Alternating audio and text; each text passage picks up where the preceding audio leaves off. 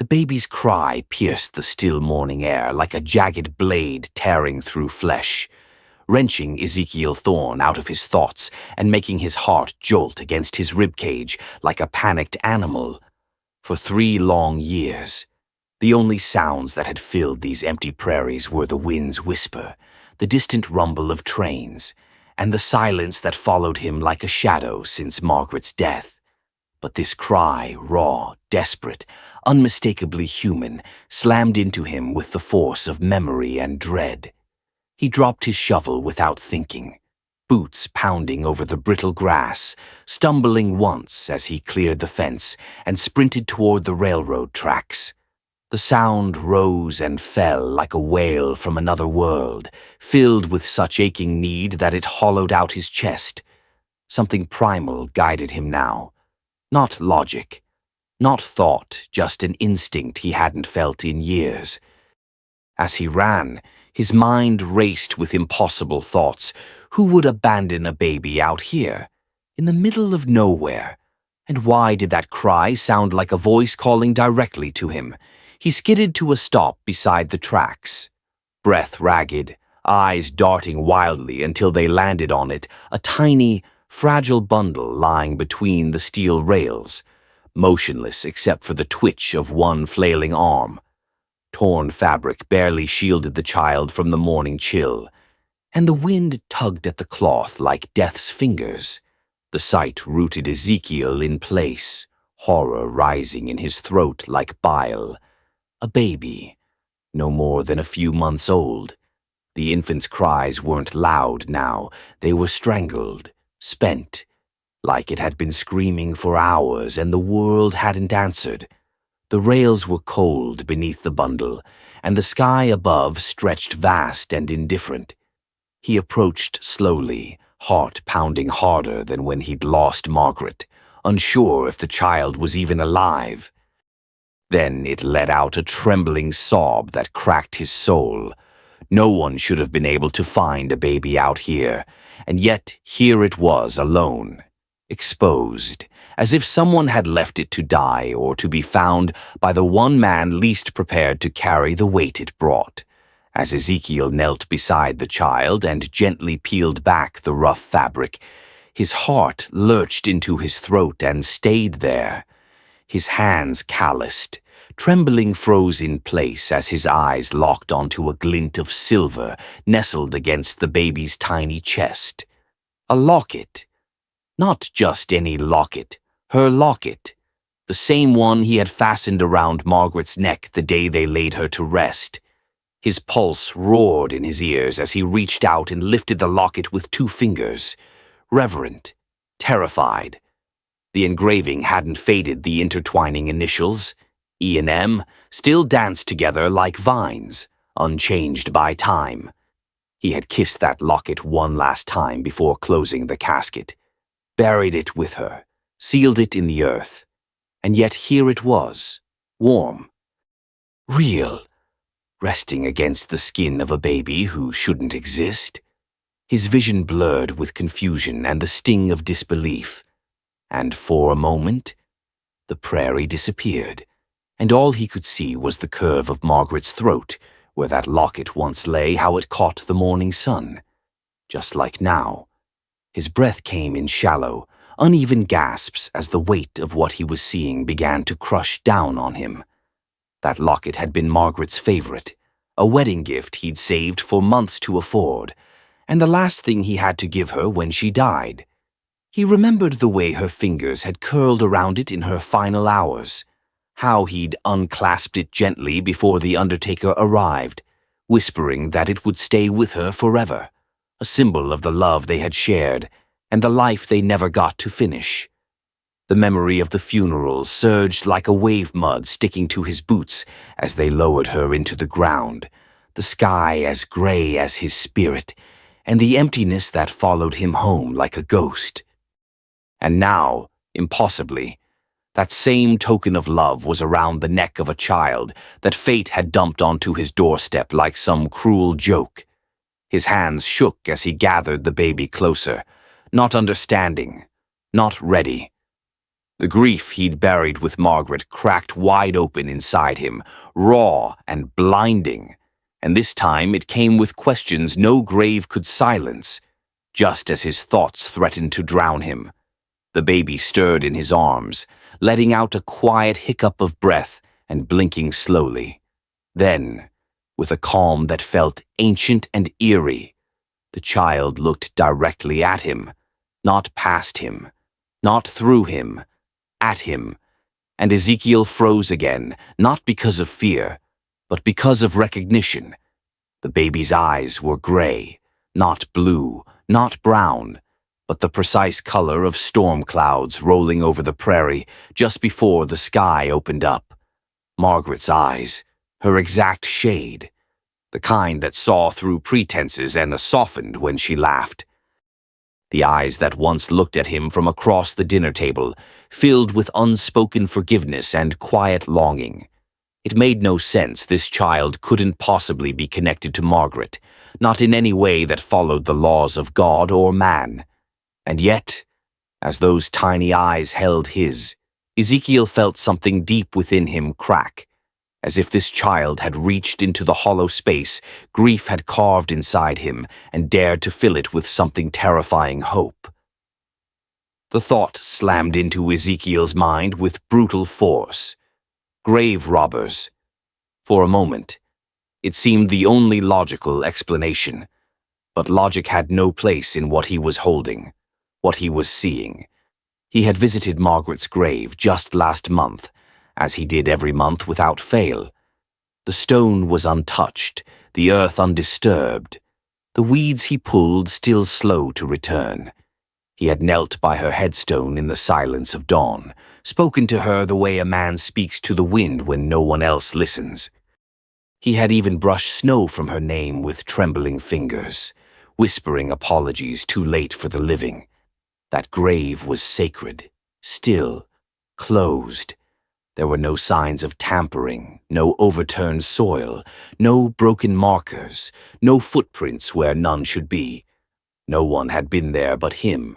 And yet, the locket, how could it be here that small silver thing was supposed to lie beneath the earth with his beloved, sealed in peace?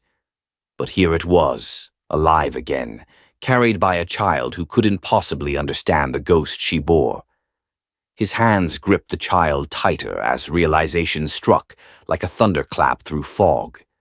No one else knew.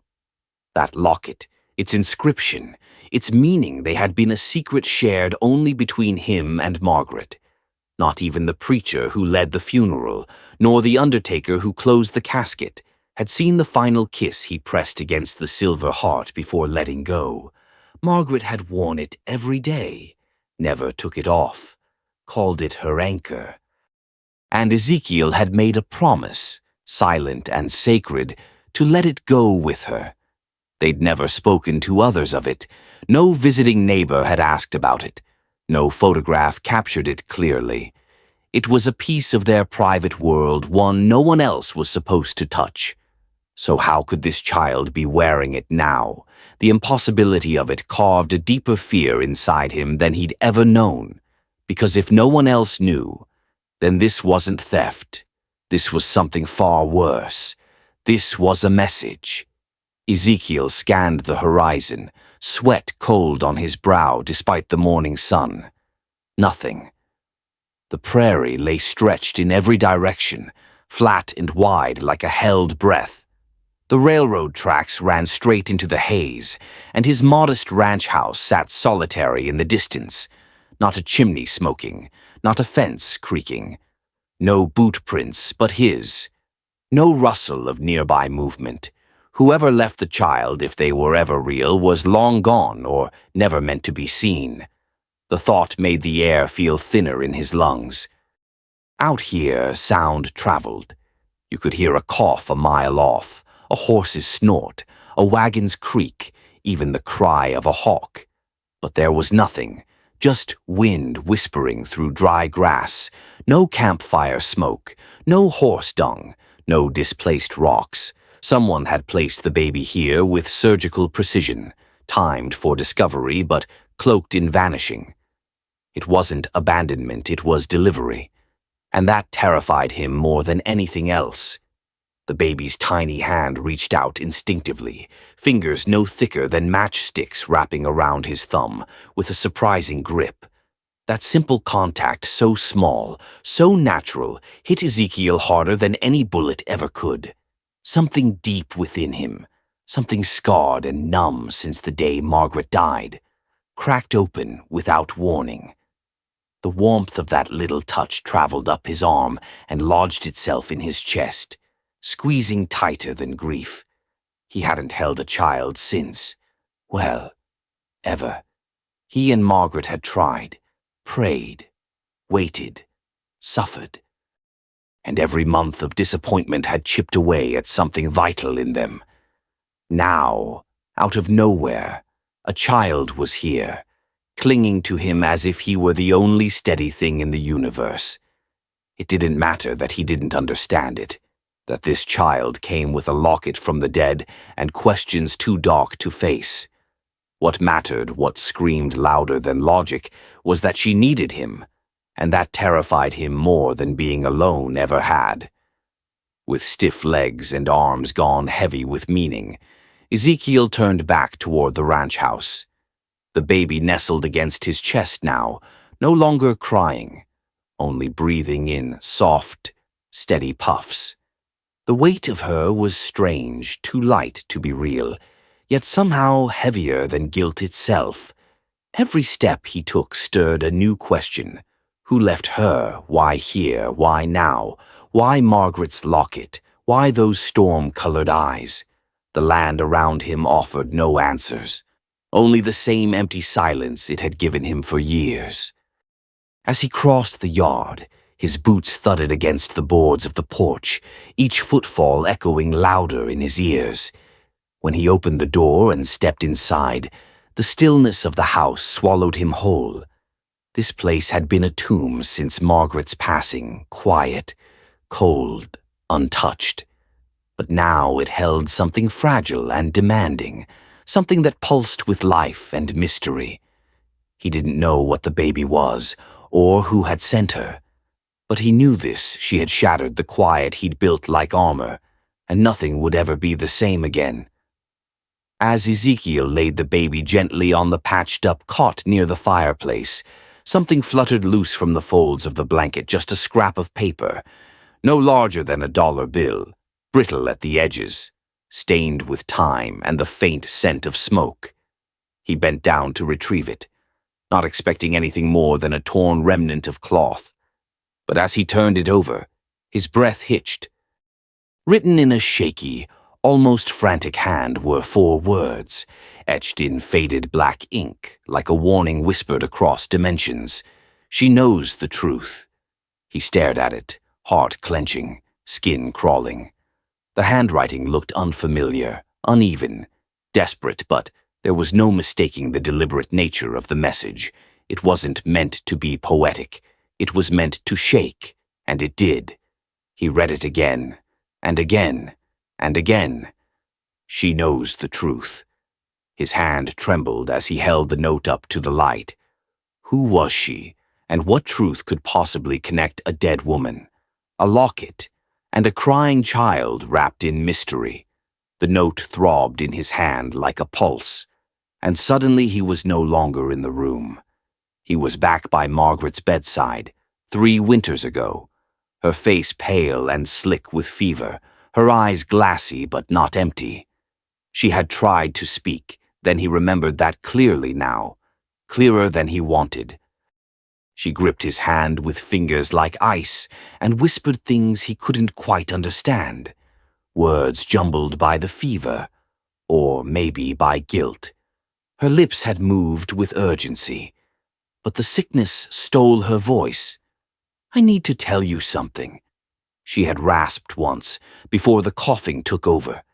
He had hushed her gently, thinking it was only the ramblings of a woman slipping from this world, not knowing, God help him, not knowing that it may have been the one moment she'd tried to confess something he needed to hear.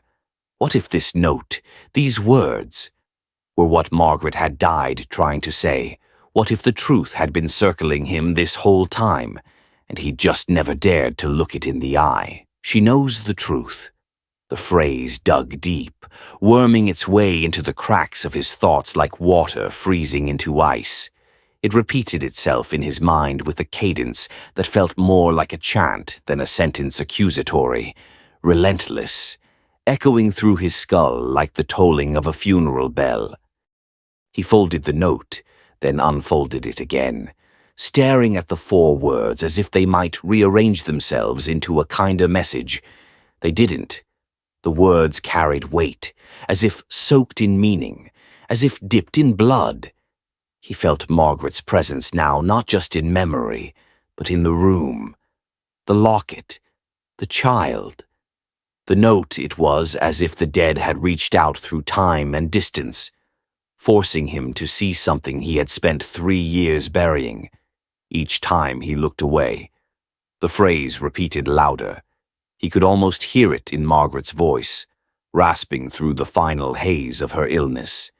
She knows the truth, and though he didn't know who she was, the feeling settled like frost on his spine, whoever she was. She was close. The paper slipped from his hand as he moved towards the window, drawn by a sense he couldn't explain, a cold shiver of instinct, a shift in the air. The prairie outside had returned to silence, the sun rising higher now, painting gold across the distant hills. And then he saw her, a figure on horseback, poised at the ridge above his property, still as stone and cloaked in the kind of presence that prickled the skin even at a distance. She sat straight in the saddle, long dress billowing slightly in the breeze, a satchel slung over one shoulder, silver-gray hair caught in the wind like a storm's tail. Ezekiel squinted, heart clenching tight. He didn't recognize the figure, but something about her posture, her timing, felt deliberate chillingly. So, she wasn't passing through. She was watching, waiting. Had she been there the whole time? Had she seen him find the baby? And more terrifying still, was she the one who had placed the child there in the first place? The questions came fast and sharp, but answers stayed far away. The only thing Ezekiel knew for certain was this: the story wasn't over. It was just beginning. The knock came just as the silence had begun to feel like a scream. It was sharp, steady 3 raps that carried with them the weight of purpose. Ezekiel froze mid-step, his body tense as if the sound had split him open. Visitors were rare out here. In the 3 years since Margaret's death, he could count them on one hand. No peddlers, no wanderers, just ghosts and regret. He crept to the window, hand instinctively brushing the butt of the revolver on his hip, and peeked through the curtain. There she was, the rider from the ridge, standing now at his door. An elderly woman, tall and angular, wrapped in a faded dress that had once been fine but now clung to her like old sorrow.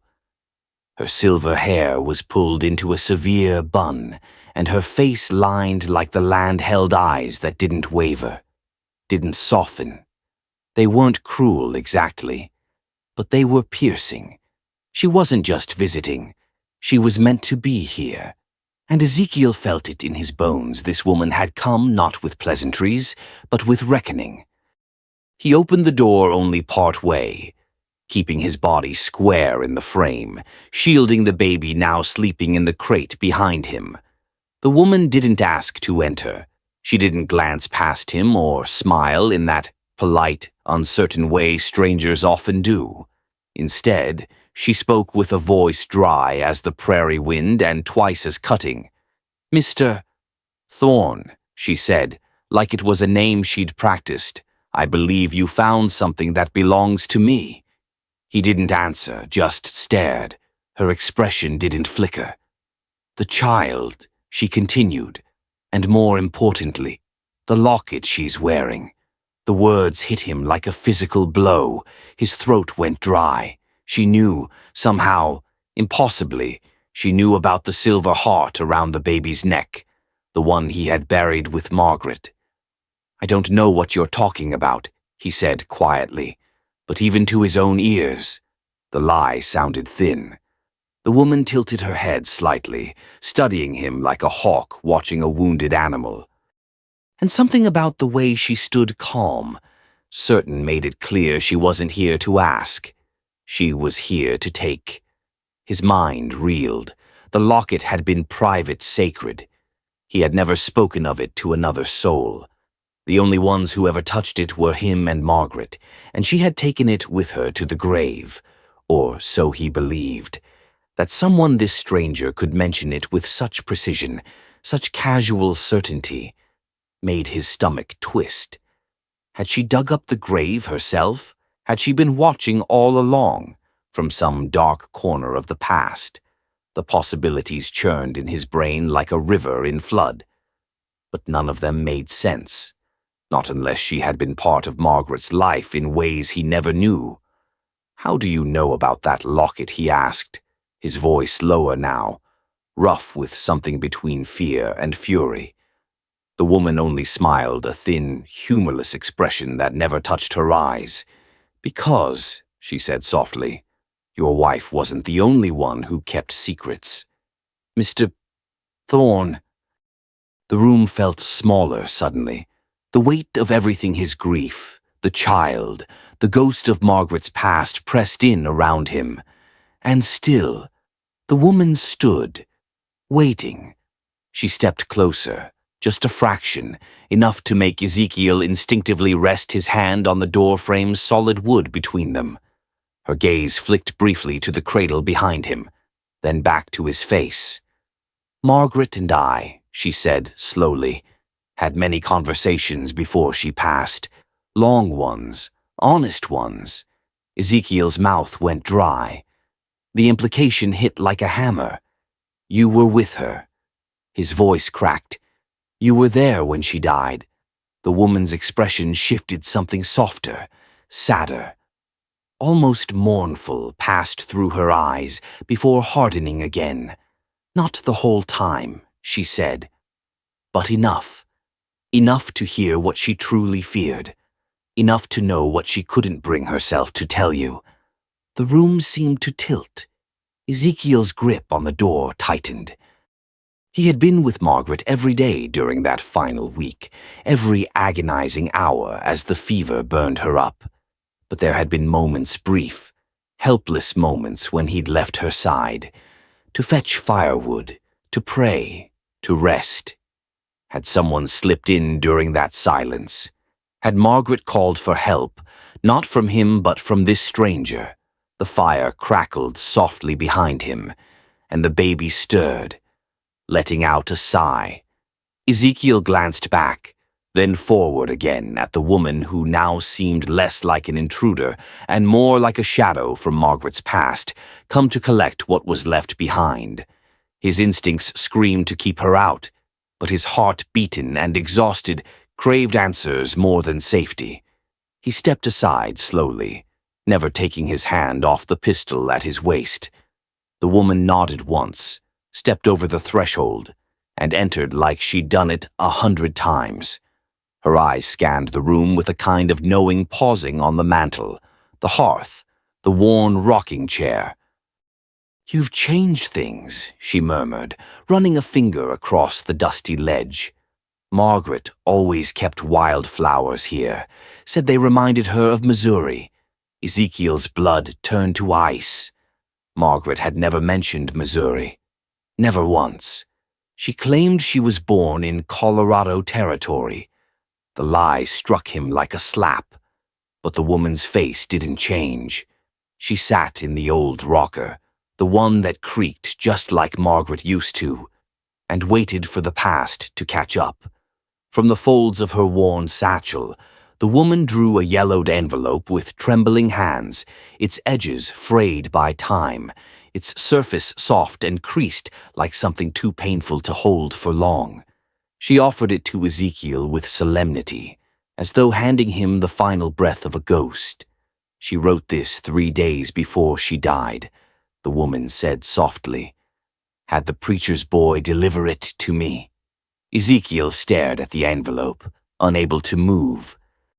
His name was written on the front, not in bold strokes, but in Margaret's faint, slanted hand, like a whisper on paper. He reached for it as if it might vanish, his fingers brushing over her script as a wave of old grief surged in his chest. He had thought he'd buried every word Margaret would ever say to him, and yet here was her voice sealed, hidden, waiting. He hesitated before breaking the seal, but the weight of not knowing crushed hesitation into dust. With aching care, he unfolded the letter and began to read. The first line hit him like a rifle shot. Please come. I am dying, and there are things I must confess. Ezekiel read on, the words swimming in front of him as if written in fog. Margaret's voice, so familiar, so full of quiet ache, poured from the page, each sentence peeling back a layer of a life he thought he knew. She spoke of a child. There is a baby I bore before I met Ezekiel. He doesn't know. He must never know. His knees nearly buckled. The child. This child, Margaret went on to describe the shame, the fear, the unbearable guilt of having hidden the truth. He is a good man, she wrote, but some truths would destroy him. I wanted to tell him, but I was afraid he would no longer look at me with love. The ink was shaky in places, blotched where she must have wept. Every line etched deeper into Ezekiel's chest like a blade. She had lied. She had kept something monumental from him, not out of malice, but out of fear and love. Ezekiel stared down at the letter, but he was no longer reading. He was hearing her voice, low and cracking from fever, from shame. The words bled off the page and into his bones. Margaret had wanted to tell him. He could feel it now. Remember the way she had looked at him in those final days. The sorrow in her eyes too large for words. She had tried, but something had stopped her. And now he knew it was him, his pride, his grief, his desperate need to believe in a version of her that was unblemished, uncomplicated. She had lived every day of their marriage with that truth clawing at her, and still she chose silence. Not because she didn't love him, but because she did. She was protecting him from the shame, from the burden, from the weight of choices made before their paths ever crossed. The realization cut deeper than any betrayal, because now he understood that Margaret had died not only of fever, but of fear, of what he might think, of what he might do if he knew. The letter slipped from his fingers and drifted to the floor like an autumn leaf, but Ezekiel didn't move to retrieve it. He stood rooted to the spot, the world tilting beneath him as if some great fault had cracked open under his boots. The woman in the rocking chair watched him without speaking, her eyes filled not with judgment, but with recognition, like she'd seen this grief unfold before in other men, in other homes where secrets had outlived love. Ezekiel's mind reeled. For years, he had mourned Margaret with a reverence that bordered on worship. Every memory, every word they'd shared had been polished in the light of sorrow. He had built a cathedral of grief around her image, pure, perfect, and untouchable. And now that cathedral was crumbling, brick by sacred brick. She had lived beside him as a stranger in her own skin, never telling him the weight she carried, never trusting him with the truth. And the worst part, he had no idea whether he could have forgiven her because he had never been given the chance. The woman's voice dropped to a softer register, heavy with the weight of things no one ever wanted to speak aloud. Margaret wasn't born here in Colorado, she said, her fingers tracing the carved armrest of the rocker. She ran away when she was 16, ended up in Kansas City, and like many girls with no money and no name, she found herself in a place where kindness was a rare currency. Ezekiel's hands clenched at his sides, He didn't interrupt, though his throat burned with questions. They gave her a new name, new clothes, a job she didn't choose. The old woman didn't use ugly words. She didn't need to. Ezekiel could fill in the silences. He imagined a young girl, frightened and alone, swallowed up by a world that didn't care if she broke. She stayed for almost a year, the woman continued, until something happened, something that gave her a reason to run and never look back. Her voice caught, just briefly. That something was a child. Ezekiel's breath caught in his chest, and though the room was warm, he felt cold inside. The woman didn't go into details, didn't need to. Her tone said everything. The man who owned the place, she said slowly, was not someone who should have been trusted with anyone's safety. He was powerful, feared, and he kept secrets darker than night. She paused, her eyes meeting Ezekiel's. Margaret didn't tell me much, only that she realized she had to escape before the truth caught up with her. She looked down at her hands. She found out she was expecting, and she knew if she stayed, she wouldn't survive. Neither would the child. The words echoed in the silence between them. Ezekiel felt like the floor had disappeared. Everything he thought he knew about the woman he had loved was unraveling, not in a way that lessened her, but in a way that made her even more human. She had endured, quietly, and he'd never known. She had carried that burden alone. She left in the middle of a storm, the woman said, her voice almost reverent. Rain coming down in sheets, wind howling like the land itself was crying out.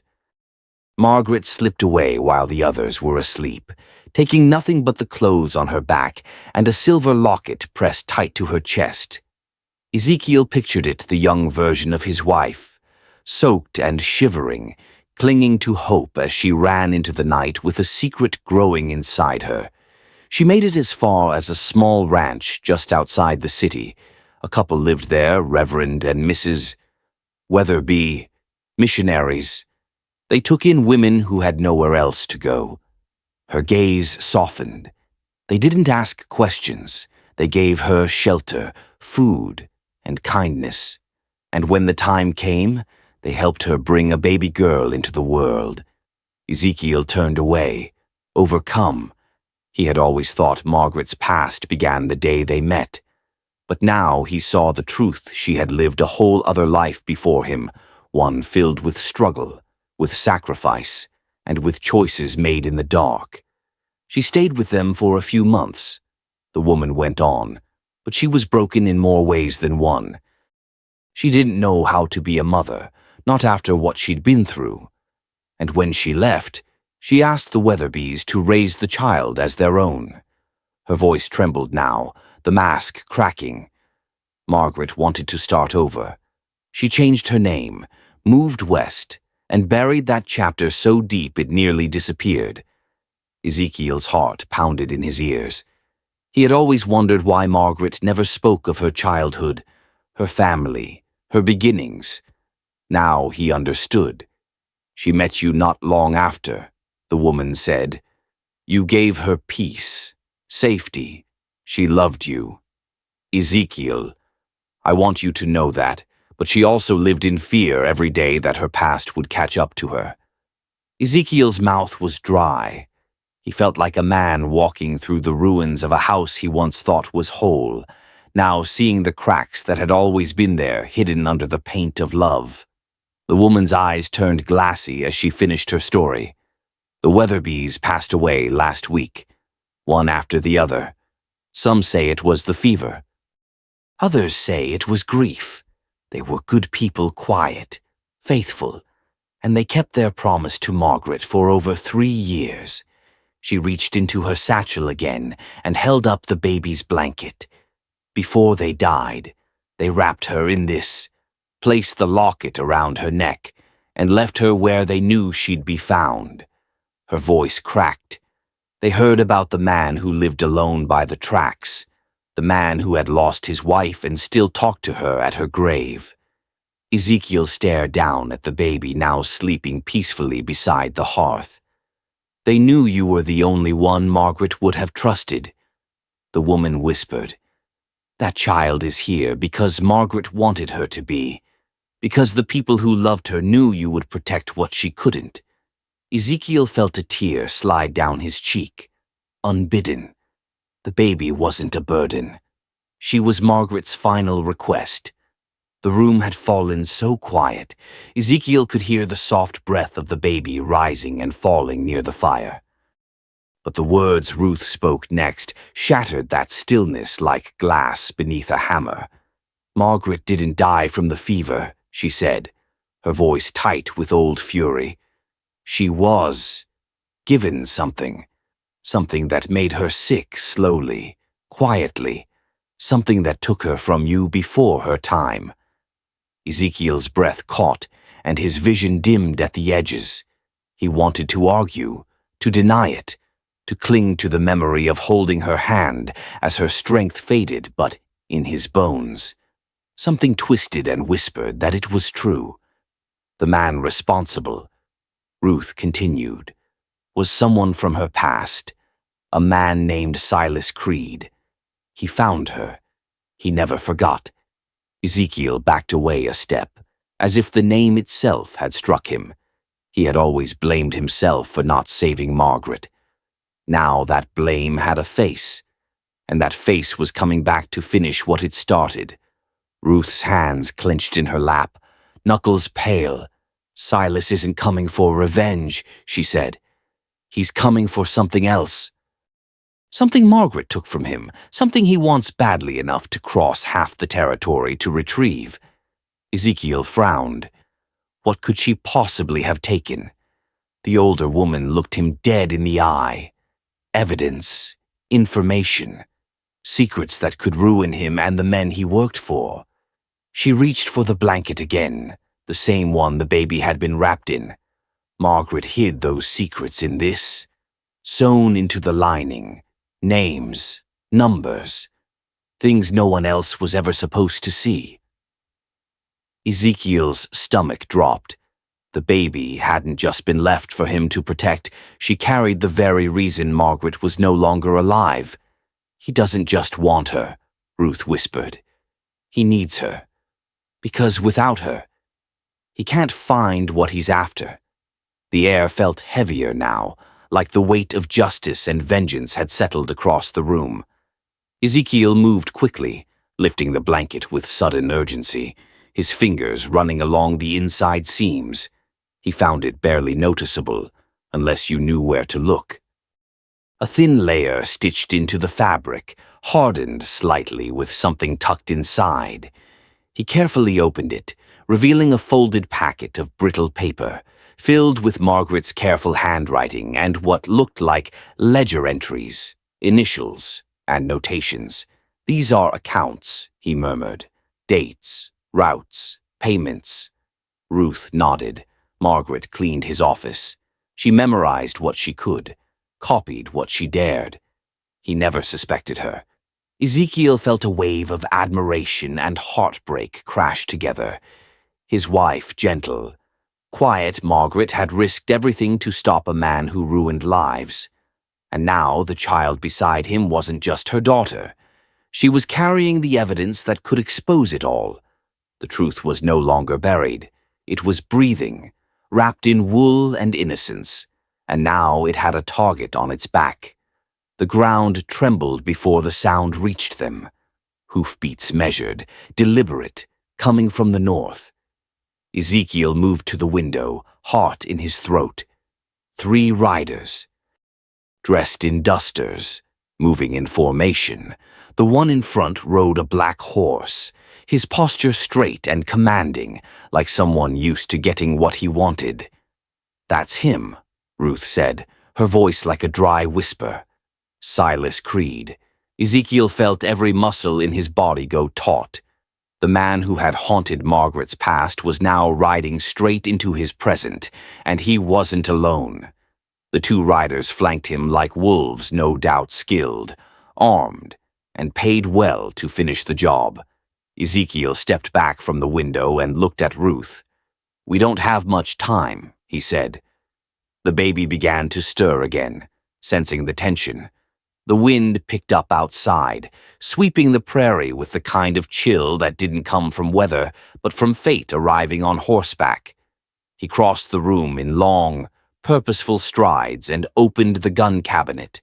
The rifle was still oiled, still loaded, but it felt heavier than it had in years. As he checked the rounds, his voice was steady. "You need to take her," he said to Ruth. "There's a trail behind the barn. If you ride hard, you can reach the creek. Maybe slip away while they're focused on me." Ruth looked at him, aghast. "You'll never hold them off alone." Ezekiel didn't flinch. "I don't have to hold them off forever. I just need to give you a head start." He looked at the baby, now cradled in Ruth's arms, her face so peaceful despite the danger closing in. Margaret gave her life to protect that child. "I'm not about to fail her now." His voice cracked at the end, but the fire in his eyes burned clean. This wasn't just defense. It was redemption. Ruth's eyes scanned the room, landing on the small wooden box near the mantel, where Ezekiel had placed the items Margaret once carried. She opened it and pulled out the old knife, Margaret's favorite, worn but well kept. "She always kept this close," Ruth murmured, said it made her feel safe. Ezekiel took the blade and turned it over in the firelight. That's when he saw them tiny, nearly invisible scratches along the handle, not random, not wear from time. Letters, numbers, a pattern, coordinates. His breath caught. "These aren't just marks," he whispered. "They're a map." Ruth's face paled. Dear Lord, she didn't just take his books. She took the location of something else. Something he buried. Ezekiel nodded, the pieces locking into place. This isn't just about money. It's about power. And now that map is in our hands. He looked out the window again. Silas and his men had dismounted. The wolves were at the door.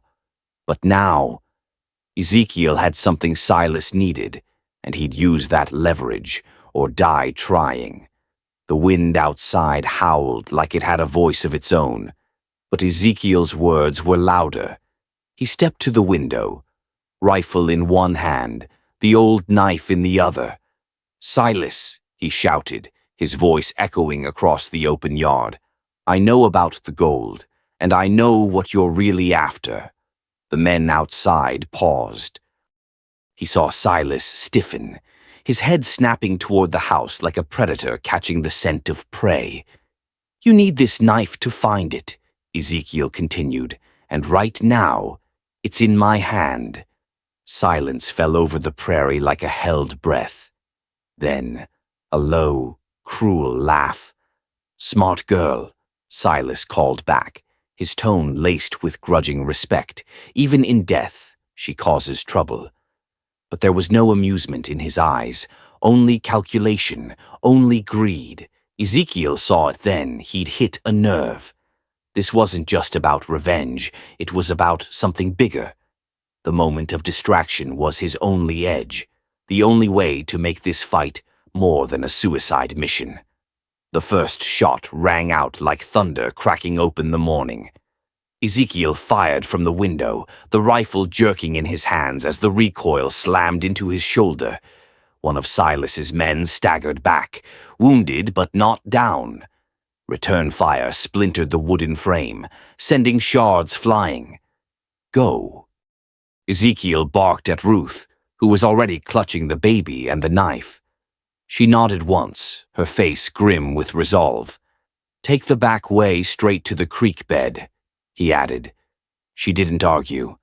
She disappeared into the shadows of the back room as Ezekiel reloaded, ducking behind the window as another round slammed into the wall beside him. Outside, Silas's remaining man began flanking left, creeping behind the outbuildings. They weren't amateurs. They were moving with the precision of those who had done this many times before. Ezekiel's world narrowed to the weight of the weapon in his hands, the creak of wood under boots, the sound of his own heartbeat counting the seconds he had left to buy Ruth and the child their chance. Just when the smoke in the air threatened to choke out the last bit of hope, another sound rose, distant at first, then unmistakable. Hoofbeats. Fast, many, coming from the east. Ezekiel dared a glance through the haze. Over the hill, 5 riders emerged, badges catching the light of the rising sun. At the lead was a tall figure with a wide-brimmed hat and a rifle slung low, Marshal Hayes of Silverton. His voice rang out strong and commanding. "This is Marshal Hayes. Lay down your arms and surrender now." Ezekiel nearly collapsed with relief. The cavalry hadn't been a myth after all. He didn't know how, or when Ruth had sent word, but somehow help had come. He watched Silas turn his head slowly, eyes narrowing at the sight of the law. One of his men cursed and stepped back. They were surrounded now, trapped between the ranch and a badge-backed wall. But Ezekiel knew men like Silas didn't surrender. They schemed. They waited for openings. And they struck when the cost was highest. Silas didn't run. He didn't raise his hands. Instead, he moved with sudden violence, charging toward the house with a burst of speed that defied his age. Ezekiel dropped the empty rifle, drew his pistol, and stepped through the front door to meet him. They collided just as the porch groaned beneath their weight. Fists flew, years of rage and guilt, exploding in a storm of movement. Silas fought like a man with everything to lose, but Ezekiel fought like a man with nothing left to fear. Blows landed, blood flew. They crashed into the railing, wood splintering beneath them.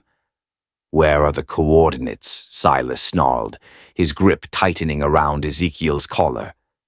"Tell me," but Ezekiel, bleeding. Breath ragged, grabbed Silas by the shirt and pulled him close. "You want to know what she thought of you," he hissed.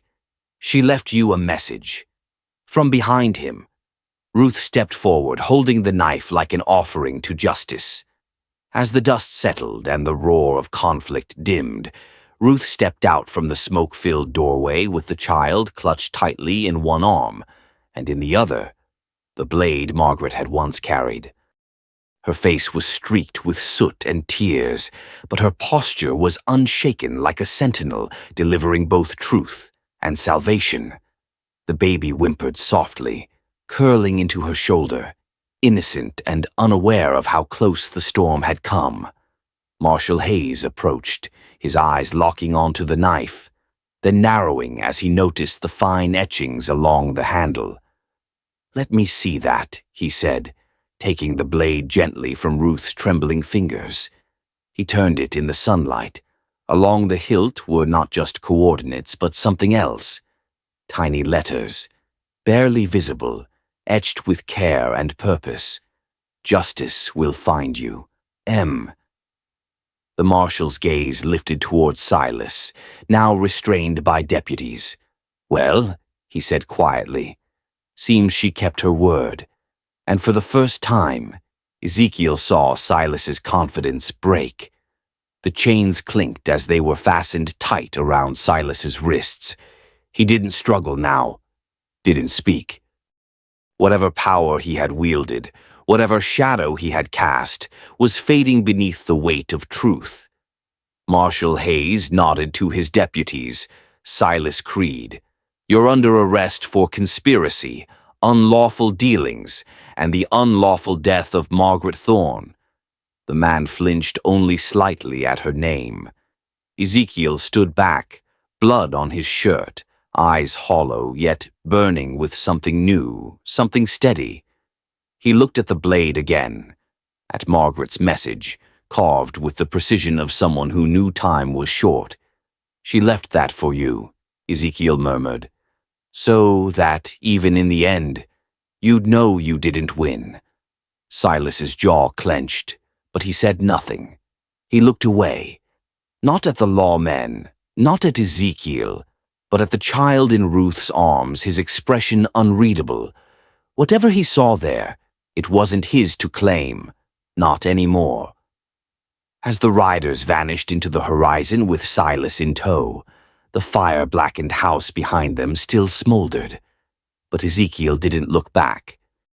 He stood beside Ruth and the child, staring down at the little girl whose gray eyes now blinked up at him with quiet trust. The same eyes that once belonged to the woman he'd buried.